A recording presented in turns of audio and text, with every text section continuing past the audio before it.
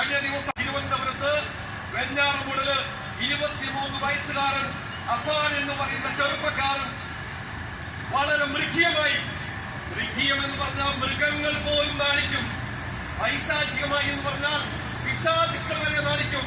പൈശാചികമല്ല, മൃഗീയമല്ല, മനുഷ്യനെ മനുഷ്യനല്ലാതെ ആക്കുന്ന രൂപത്തിൽ ലഹരിക്ക് അടിമപ്പെട്ട് മദ്യം കഴിച്ചിട്ടാണ് അഫാൻ തന്റെ കുടുംബത്തിൽപ്പെട്ട 5 പേരെ കൊല്ലാക്കൊല നടത്തിയത്.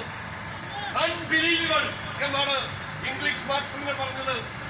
ആരും എപ്പോഴും ആക്രമിക്കപ്പെടാം, കൊല്ലപ്പെടാമെന്ന സാഹചര്യത്തിലേക്ക് കേരളം മാറിയിരിക്കുക.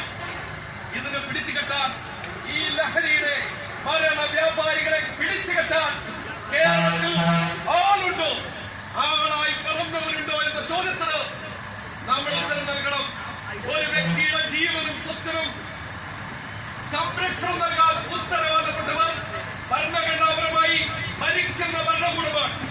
ആ ഭരണകൂടം ആ ബാധ്യത നിറവേറ്റാൻ മുന്നോട്ട് വരണമെന്നാണ് എനിക്ക് വളരെ വിനയപുരസ്സരം അഭ്യർത്ഥിക്കാനുള്ളത്. അപ്പോൾ മനുഷ്യനെ മനുഷ്യരല്ലാതാക്കുന്ന ഈ ലഹരിക്കെതിരെ സന്ധിയില്ലാ സമരം ചെയ്യാൻ അധികൃതരും ഭരണകൂടവും, ഭരണപക്ഷമുണ്ടോ പ്രതിപക്ഷമുണ്ടോ ഒരു പക്ഷമോ നോക്കാതെ മുഴുവൻ ജനങ്ങളും കൈകോർക്കണം എന്ന് മാത്രം പറഞ്ഞുകൊണ്ട് മഹത്തായ ഈ പരിപാടി സംഘടിപ്പിച്ച LFS മക്കരപ്പുറമ മംഗളമണ്ഡല കമ്മിറ്റിക്ക് മുസ്ലിം ലീഗിന്റെ എല്ലാവിധ വിജയാശംസകൾ നേർന്നുകൊണ്ട് ഞാൻ ഉപസംഹരിക്കുന്നു. നിങ്ങൾക്ക് നന്ദി. ജയ് ഹിന്ദ്.